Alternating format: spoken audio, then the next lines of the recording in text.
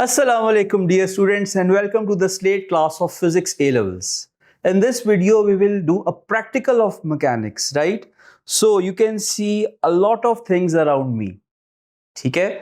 So इस practical को आपने मेरे साथ solve करना है. This practical is about mechanics. इसमें हम pulley को use करेंगे. We will try to measure angles और ये सारा का सारा practical आप मेरे साथ perform करेंगे. Right? So this is a paper of May-June 2016, paper 3 variant, and here's all the apparatus provided to us for this practical. अच्छा बच्चों, practical setup करने में आपको difficulty आती है तो इस practical में मैं आपको सारा setup करना सिखाऊंगा. ठीक है, मैं आपको सारा provided apparatus बताता हूँ and then I will tell you कि how to set this apparatus. Right? So let's start off with paper and be very confident. अगर आप इस पेपर को मेरे साथ सॉल्व करेंगे तो आपको ये पेपर सॉल्व करना आ जाएगा और आप प्रैक्टिकल इजीली सॉल्व कर पाएंगे. सो दिस इज क्वेश्चन नंबर 1 और क्वेश्चन नंबर 1 में जो क्वेश्चन से पहले टॉप पे लाइन लिखी है जरा उसको गौर से देखें. It's written that you may not need to use all the materials provided. इसका मतलब है हमें जितना भी अपरेटस प्रोवाइडेड है शायद उसमें से कुछ चीजें यूज ना हो, एज इट इज पड़ी रह जाएं. तो लेट्स सी कि क्या चीज यूज होती है और क्या चीज यूज नहीं होती. ठीक है, so in this experiment you will investigate a wooden strip acted upon by several forces. So here we have a wooden strip और इसके ऊपर डिफरेंट फोर्सेस एक्ट करेंगी. लेट्स सी वो फोर्सेस किस तरह से एक्ट करती है. But let me introduce you with the apparatus provided to us. So we have these two retort stands, right? इन दो रेटॉर्ट स्टैंड्स के साथ दो बॉस अटैच्ड है. इस साइड पर 1 and 2 बॉस अटैच है और इस साइड पर एक बॉस अटैच है. ठीक है, दिस इज कॉल्ड बॉस और आप इसको ऊपर नीचे भी मूव कर सकते हैं और रोटेट भी कर सकते हैं. Right, so this is called boss and then you can see that we have this piece of apparatus. This is called meter rule. Right, we have a protector to measure angles. Then we have this pulley. ठीक है, we have a stopwatch that measures accurately up to 2 decimal places. We have a nail. Then we have this wooden strip जिसके centre में एक loop attached है और एक extreme पर ये स्प्रिंग अटैच है और अगर स्प्रिंग को अगर आप पुल करें तो इसके अंदर एक्सटेंशन प्रोड्यूस होती है. ठीक है, okay. After this we have this 100 gram slotted mass hanger. ठीक है, इसके ऊपर लिखा हुआ है 100 ग्राम एनग्रेव्ड है. Okay, then we have these 3 masses 1 2 3 100 gram masses. इसके ऊपर भी एनग्रेव्ड है. Right, and then we have this thing. This is called clamp. We have 150 gram mass hanger. Then we have this ruler and we have calculator to solve the practical. Okay, so in part A1 set up the apparatus as shown in figure 1.1. अब आप देख सकते हैं अपनी screen पे एक diagram नजर आ रही है जिसमें एक साइड पर नेल के साथ ये वुडन स्ट्रिप अटैच्ड है और दूसरी साइड पे इसको वर्टिकल सपोर्ट मिली हुई है with the help of this spring. ठीक है, अच्छा तो एक साइड पे सबसे पहले मैं ये नेल कनेक्ट करता हूं. इस बॉस के अंदर आ जाएगा ये nail but through this string आएगा, sorry through this wooden strip आएगा. नेल को मैं यहां पर अच्छी तरह से टाइट कर दिया. ठीक है, अब दूसरी साइड पर आ जाए. शाबाश. दूसरी साइड पे आपने इसको सपोर्ट करना है with the help of clamp. तो मैं ये क्लैंप लूंगा, क्लैंप को यहां पर इंसर्ट करूंगा, यहां पर टाइट करूंगा. ठीक है, ना ज्यादा लूज रखेंगे ना ज्यादा टाइट रखेंगे और इस स्प्रिंग को इस क्लैंप के साथ सपोर्ट कर देंगे लाइक दिस. ठीक है, and then you can see a very important part which is pulley. Right, so pulley को यहां पर अटैच करेंगे विद दिस क्लैंप. ठीक है, now this thread will be passing over this pulley like this. ये fine adjustments मैं साथ साथ थोड़ी थोड़ी करता रहूंगा, आपको भी एग्जाम में करना पड़ेगा. पुली को मैं एग्जैक्टली वर्टिकल सेट कर रहा था, ठीक है, और इस पुली के साथ ये मैस हैंगर अटैच्ड है। सो इस हुक के थ्रू मैं इसके साथ ये मैस हैंगर को अटैच कर दूंगा, ठीक है। और इस केस में ये वुडन स्ट्रिप का एग्जैक्टली हॉरिजॉन्टल होना जरूरी है और इस स्प्रिंग का एग्जैक्टली वर्टिकल होना बहुत जरूरी है। इस वक्त ये स्प्रिंग मुझे थोड़ा सा टिल्टेड लग रहा है, तो मैं स्प्रिंग की पोजीशन को एडजस्ट करने के लिए ऑपरेटर्स को थोड़ा सा राइट साइड पर शिफ्ट कर रहा हूं। Now in my opinion this spring is horizontal, ठीक है। अच्छा, इस साइड से वुडन स्ट्रिप थोड़ी सी ऊपर लग रही है, तो मैं यहां से क्लैंप लूज करूंगा और इसको थोड़ा सा नीचे मूव कर दूंगा, ठीक है। अब जरा ध्यान से देखें, 100 ग्राम मैस अटैच किया हुआ है over the pulley and this is horizontal wooden strip, ठीक है। ये आपके पास वर्टिकल स्प्रिंग आ गया। Here is a protractor to measure angle, here is a stopwatch to measure time, और आप डिफरेंट मैसेज को शायद आगे जाके इसके साथ कनेक्ट करेंगे एंड यू हैव मीटर, ठीक है। और यहां पे मैं हूं, हेलो, ओके। सो मेरे हिसाब से ये ऑपरेटर सारा का सारा सेट हो चुका है, ठीक है। Okay, he saying that mass m should be 100 gram. तो बेसिकली बच्चों इसके ऊपर 100 ग्राम एनग्रेव्ड है, तो इसका मतलब है कि ये मैस है ही 100 ग्राम का। Angle theta between the wooden strip and the string should be approximately 45 degrees. So इस टाइम पर ये एंगल 45 डिग्रीज नहीं है, तो मैं प्रोटेक्टर को यूज करते हुए इस एंगल को 45 डिग्री सेट करूंगा, ठीक है। तो मैं ये डिस्टेंस को रिड्यूस कर रहा हूं और पुली की हाइट को एडजस्ट कर रहा हूं to make it 45 degrees.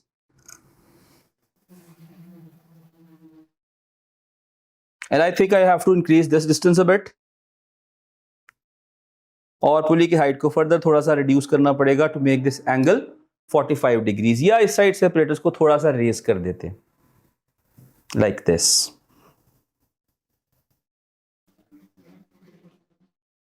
And like this, ठीक है। So according to the instructions this angle should be 45 degrees.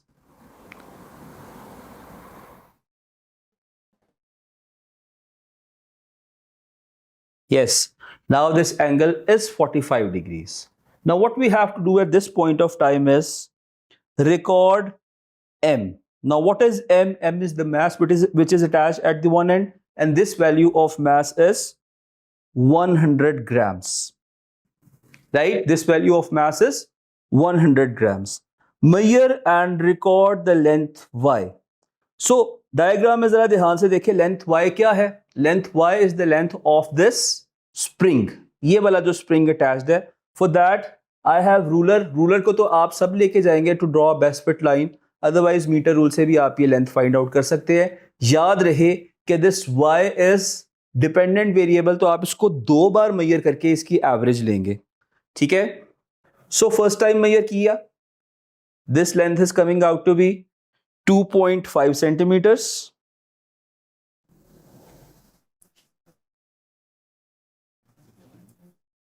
Right. अच्छा, मेक श्योर कि आपकी आई की position right in the front of this spring हो, ताकि आप पैरेलक्स एरर को अवॉइड कर सकें। Because you have to take the average, you will take this length once again. अगर सेम आ रही है तो सेम लिख दें, अगर डिफरेंट आ रही है तो थोड़ी सी डिफरेंट वैल्यू लिख दें, बट एवरेज जरूर लेनी है, because you take average of every dependent variable. So this time this length is coming out to be 2.3 centimeters, and you will write out the value of average value of y, which is 2.5 plus 2.3 divided by 2, and that is coming out to be 2.4 centimeters. 2.4 centimeters. At this point of time मैंने थोड़ी सी adjustment की थी, उसने कहा था this angle should be approximately 45 degrees. So let's measure the value of angle, 45 के करीब करीब होना चाहिए। So in my case this angle is coming out to be 46 degrees, 46 degrees. अच्छा, अगर आप कहते हैं कि आपने ऑपरेटर्स को थोड़ा सा रीएडजस्ट करना है, what you can do is आप एक बार मैस को रिमूव करें, इसकी पोजीशन डिस्प्लेस हो गई है, मैस को दोबारा से प्लेस करें, ये दोबारा से रीपोजिशन हो गया है, और एक बारी एंगल को दोबारा से मेजर करें. हो गया, I am measuring angle once again and I am trying to avoid parallax error, and once again in my case this angle is coming out to be 46 degrees. अगर different आ रहा होता तो मैं different लिख लेता, लेकिन मेरे केस में ये एंगल 46 डिग्रीज ही आ रहा है, तो मैं इसको 46 डिग्रीज ही लिखूंगा. So the average value of angle will be 46, और 46 की एवरेज भी 46 डिग्रीज ही होगी. ठीक है, 46 degrees. Okay, moving on to the next page. अब आपके पास याद रहे कि 300 ग्राम के मैसेस 1 2 3. ठीक है, ये हम गैम्बलिंग नहीं कर रहे हैं, प्रैक्टिकल कर रहे हैं. सो बेसिकली इसको आपने मैसेस कंसिडर करना है. Okay, add 100 gram to the mass hanger. Okay, this is 100 gram. अब इसने आपने ऐड किया 100 gram. So now this is okay, I am feeling a bit difficult to add this, but इसको उतार के कर लेते हैं लाइक दिस. ठीक है, अब हुआ क्या, हुआ ये कि ये जो रूलर है this is not horizontal now.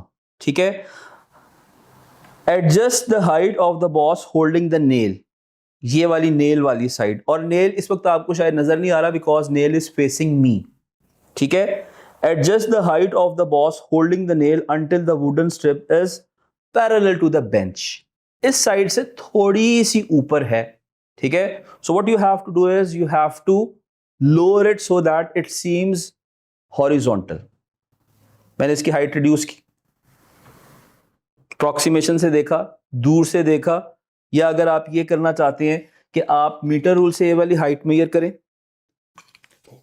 this height is coming to be approximately 39.5 centimetres, और इस साइड से भी मेजर करें, इस साइड से आ रही है 40.2.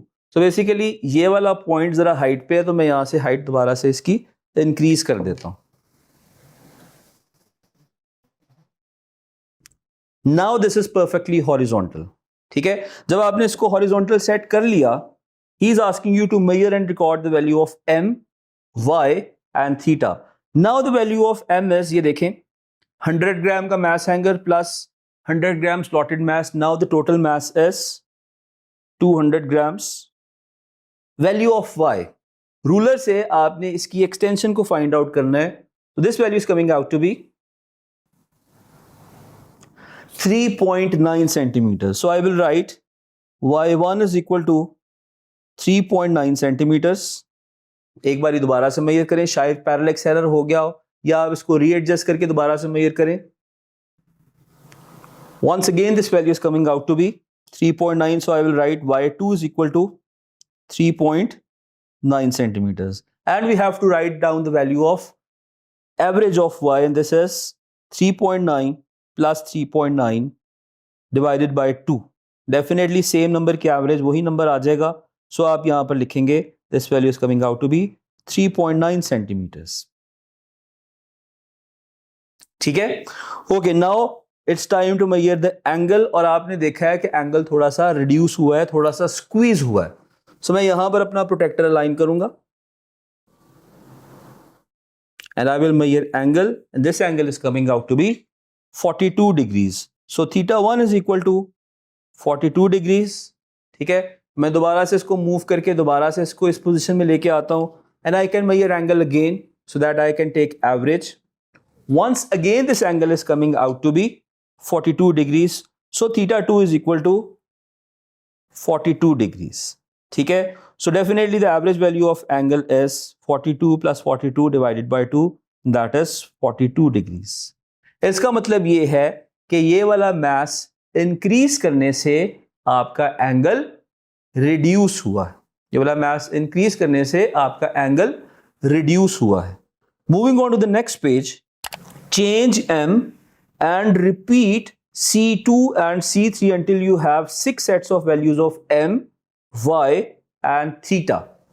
ठीक है, so basically आपने previous part में क्या किया था, आपने mass को वेरी किया था, and you found out the corresponding values of which variables, which two variables, this angle theta and this extended length of the spring y. ठीक है. So how many combinations of masses you can form?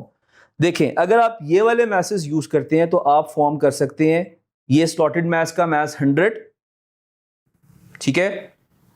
उसके बाद आपने इसके अंदर एक slotted मास add किया तो उससे मास हो गया 200, इससे मास हो जाएगा 300 और इससे मास हो जाएगा 400 grams.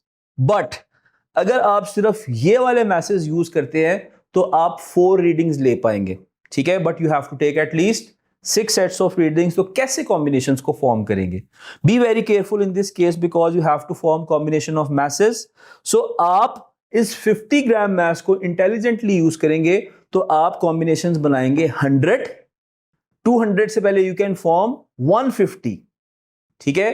Then 200, 250, 300, 350, 400 and 450. Now you can form more than 6 combination. तो आपको अगर यही नहीं समझ आ रहा कि 50 ग्राम मैस को किस तरह से यूटिलाइज करना है तो आप कंफ्यूज हो जाएंगे. फॉर एग्जाम्पल मैंने इसको सेट करना है 350 डिग्रीज, ठीक है. So this mass is 100, this is another 100, 200 हो गया. ओके. उसके बाद जब ये ऐड करेंगे 300 और इसके बाद ये 50 ग्राम वाला मैस ऐड करेंगे so that your total mass is now 350 grams. अभी भी आपके पास ये एक्स्ट्रा है. याद रहे कि stopwatch is that piece of apparatus जो कि इस प्रैक्टिकल में यूज ही नहीं हो रही.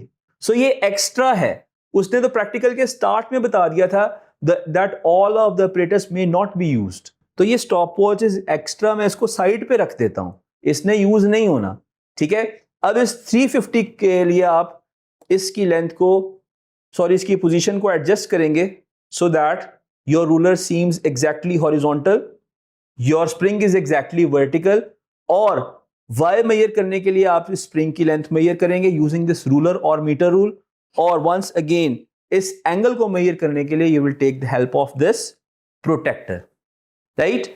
सो after doing this you will get to see this table, right. In this table you have 1, 2, 3, 4, 5, 6, 7, 8 and 9 columns.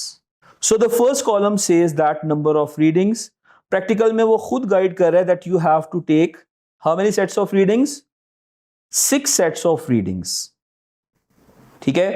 आप mass वेरी कर रहे हैं, mass is independent variable, उसके corresponding y वेरी हो रहा है.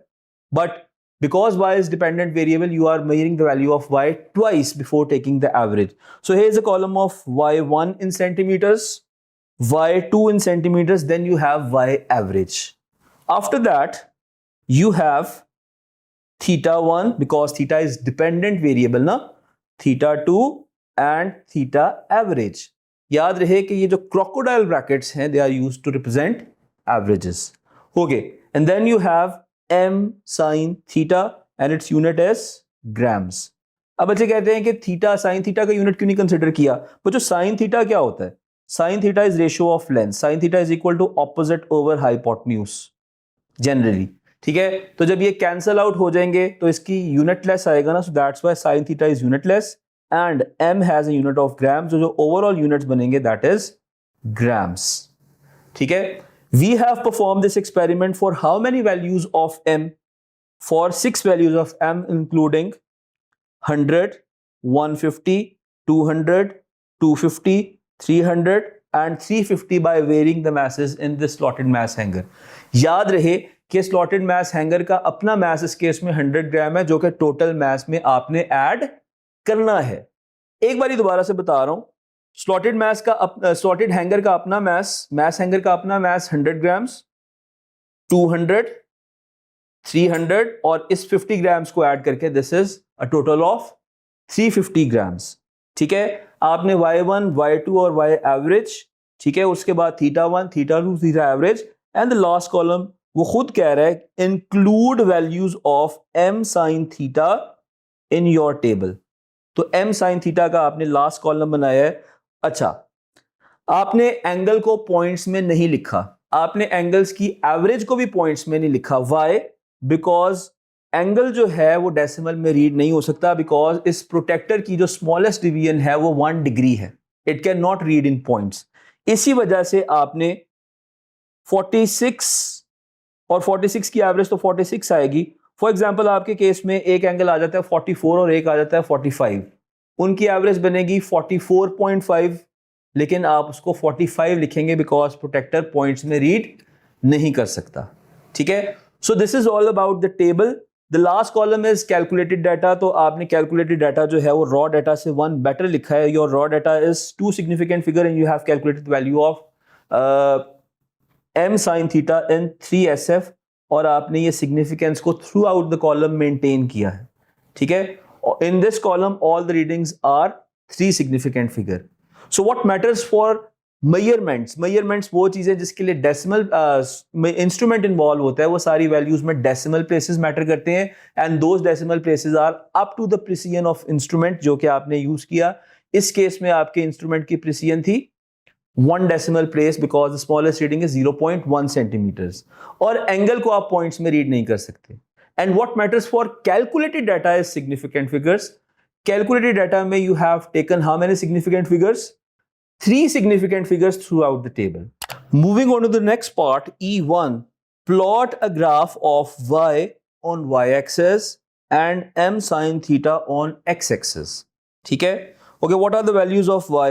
The values of y are ranging from 2.4 to 5.4.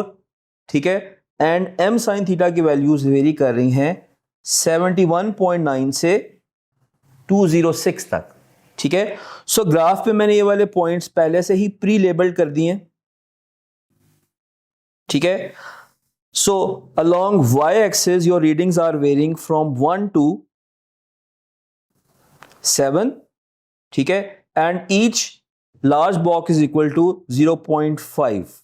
ठीक है, एंड अलोंग x एक्सिस आपकी रीडिंग्स वेरी कर रही हैं फ्रॉम 50 to 250, और मैंने सारे के सारे कोऑर्डिनेट्स इसके ऊपर प्लेस कर दिए। x एक्सिस को लेबल किया है m sin theta and its unit is grams, और y एक्सिस को लेबल किया है y इन सेंटीमीटर्स। ठीक है, सो पॉइंट को प्लेस करने का तरीका ये है कि आप एक स्मॉल डॉट लगाएं और इसको सर्कल कर दें। ठीक है, this is the best way to plot a point. Okay, now we have all the points plotted in front of us according to the graph, so we will draw a best fit line. ठीक है, for that you need a ruler.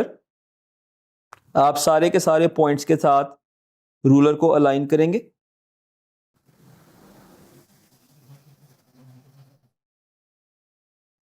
like this way. ठीक है, and you will draw a line and this line is called best fit line. ठीक है, best fit line जो है आपके सारे के सारे पॉइंट्स को एवरेज आउट करेगी। इस केस में मैं इसको पर्पल कलर से ड्रॉ कर रहा हूं ताकि ब्लैक के ऊपर ये ऑब्वियस हो, बट एग्जाम में आपने सारा ग्राफ वर्क पेंसिल से करना है। So here you have your best fit line. ठीक है, all the points are very close to the line, इसका मतलब है हमारे एक्सपेरिमेंटल रिजल्ट्स बहुत अच्छे आए हैं। Now you have to draw a triangle of gradient so that you can find out the gradient. अच्छा जी, so for gradient मैं triangle of gradient draw कर रहा हूं। एग्जाम में आप triangle of gradient को कोशिश कीजिएगा डॉटेड लाइन से ड्रॉ कीजिएगा।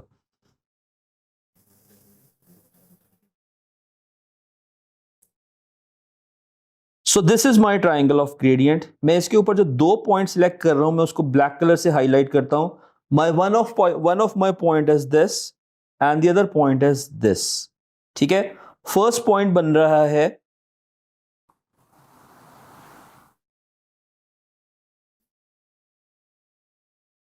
96 and 3 along y axis, और सेकंड पॉइंट बन रहा है 200 and 5.1 2 3 3.5 35 5.35।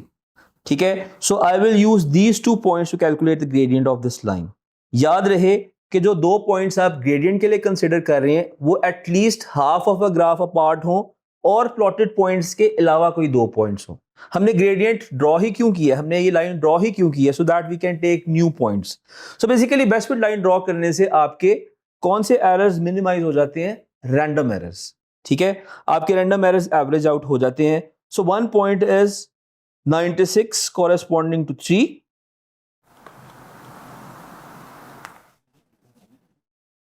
96 and 3, and the other point is this one, 205.35. 205.35. So let's find out the value of gradient of this graph. ठीक है, so gradient का formula apply करेंगे. Gradient is equal to y2 minus y1 over x2 minus x1. y2 is 5.35, y1 is 3, divided by x2 is 200 and x1 is 96. Let's substitute the values in calculator. 5.35 minus 3 divided by 200 minus 96. This value is coming out to be 0.0226. 0.0226. आप इसको ऐसा लिखना चाह रहे हैं ऐसे लिख लें, अदरवाइज इसको स्टैंडर्ड फॉर्म में लिख लें. The value is 0.0226. ठीक है, so calculating y intercept you will use this equation y equals mx plus c. ठीक है, m की जगह ग्रेडियंट सब्स्टिट्यूट करेंगे, x और y की जगह एक कोऑर्डिनेट सब्स्टिट्यूट करेंगे, and you will find out the value of y intercept which is represented by symbol c. So y is 3, so 3 is equal to gradient which is 0.0226, x coordinate is 96 plus c. 0.226 multiplied by 96 is 2.169. So 3 minus your value is 0.831. 0.831, right? 0.831. Okay, अब आपके पास gradient और y intercept की values तो आ गई हैं, but you may need to have their units also for the next part. So basically the quantity along y axis is in centimeters and the value along x axis is in grams. So gradient का क्या unit होगा? Gradient is always measured in y over x. So y axis का coordinate है centimetres, sorry y axis का unit है centimetres और x axis का unit है ग्राम्स. सो ग्रेडियंट का ओवरऑल यूनिट आ जाएगा सेंटीमीटर्स, ग्राम्स माइनस 1. अच्छा, what about the units of y intercept? y intercept का यूनिट आ जाएगा सेंटीमीटर्स, बिकॉज y एक्सिस के लॉन्ग जो क्वांटिटी प्लॉट की है दैट इज इन सेंटीमीटर्स. तो याद रखिएगा इस केस में ग्रेडियंट का यूनिट आ गया सेंटीमीटर्स पर ग्राम और y इंटरसेप्ट का यूनिट आ गया centimetres. Moving on to the next part. Part F says that the quantities y, m and theta are related by the equation y equals p m sin theta plus q. ठीक है, y is equal to